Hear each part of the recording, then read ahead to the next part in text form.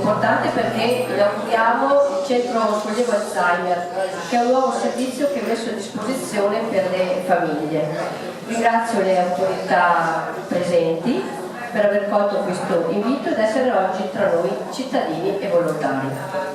L'assessore regionale Manuela Danzarin per aver accolto l'invito e per sostenere come Regione i progetti sollievo, il direttore ai servizi sociali, il dottor Brazzale, il sindaco Mauri, che è un po' la nostra padrona di casa, e le molte autorità che sono mescolate un po', sto vedendo, sono mescolate un po' in mezzo a voi.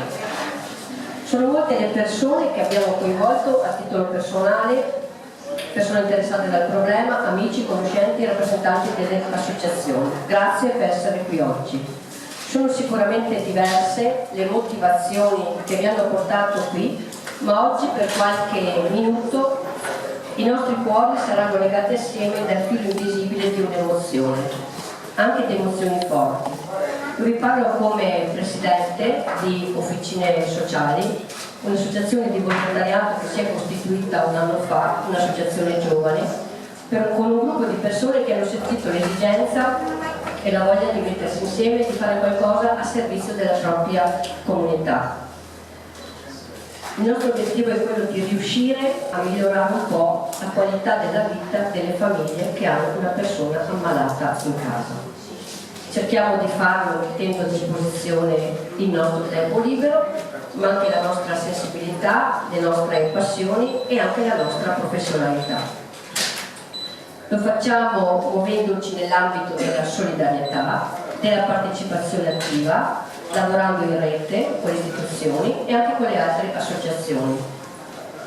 Crediamo che tutti dobbiamo uscire dal nostro guscio e riscoprire il vero senso della solidarietà, iniziando da quella di vicinato, quella che molti di noi hanno conosciuto e che oggi, dove tutti siamo di corsa, si sta un po' perdendo. Tutti invece però abbiamo bisogno di relazioni, di condivisioni, di camminare assieme. Questo è quello che vorrebbe fare Officine Sociali ed ecco queste motivazioni che un anno fa abbiamo elaborato il progetto che si chiama Famiglie Alzheimer, condividere per non sentirsi soli. Perché di fronte a una malattia ancora poco conosciuta dal punto di vista medico-scientifico, ma i cui numeri stanno crescendo in modo esponenziale, una malattia che tocca ormai tantissime famiglie, il nostro obiettivo oggi, l'unico che noi possiamo realisticamente raggiungere, è metterci dalla parte del malato e dei suoi familiari per migliorare la qualità di vita di queste famiglie. Il progressivo e costante declino di chi è colpito dalla malattia porta troppo spesso la comunità a considerare il malato più come un problema irrisolvibile che come una persona con una dignità pari a quella di ogni altra persona. E allora la famiglia si trova a vivere quotidianamente un'esplosione di sentimenti, come il rifiuto, l'isolamento, la rabbia, il senso di colpa, l'impotenza, il dolore, e si sente sola e spesso anche non all'altezza di affrontare la situazione che si trova davanti.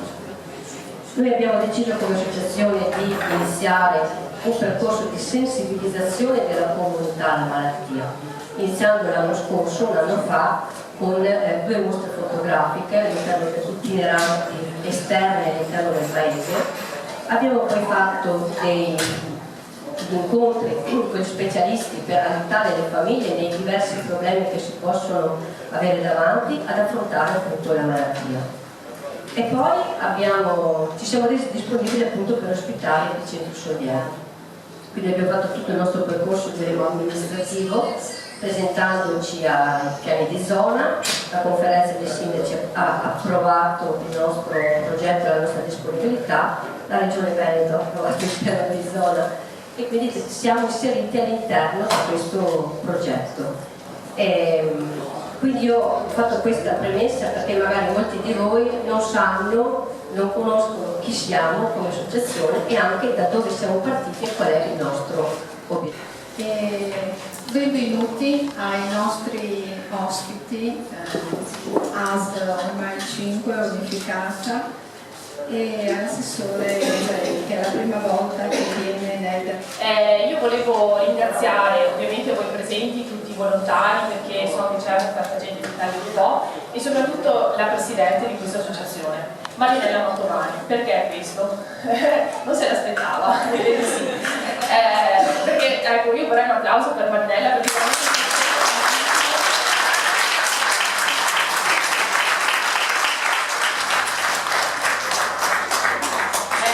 è giusto riconoscere i meriti, e quindi i meriti vanno riconosciuti e vanno portati ecco, espressi anche. E perché anche un ringraziamento a Marinella? Perché lei non si è fermata, diciamo, al confine territoriale, è andata oltre e ha pensato a tutto il nostro territorio, un territorio che è l'isola di Ariano, che è formata dai comuni di Po, Orbe e di Ariano, e quindi ha coinvolto tutte e tre le amministrazioni sulla scia di un percorso iniziato tantissimi anni fa con il CIAS, con il consorzio dell'isola di Ariano che gestisce le nostre 3 case di riposo, e un consorzio che è pubblico, e su questo ecco, c'è stato l'appoggio e il sostegno anche economico da parte dell'amministrazione. Quindi riusciamo ad avere una risposta, però sappiamo anche che il bisogno è molto maggiore. Conosciamo anche famiglie che hanno il bisogno e non riescono ad uscire dal problema della vergogna che loro hanno per la malattia, perché non dimentichiamo che questa malattia si porta dentro tutto un problema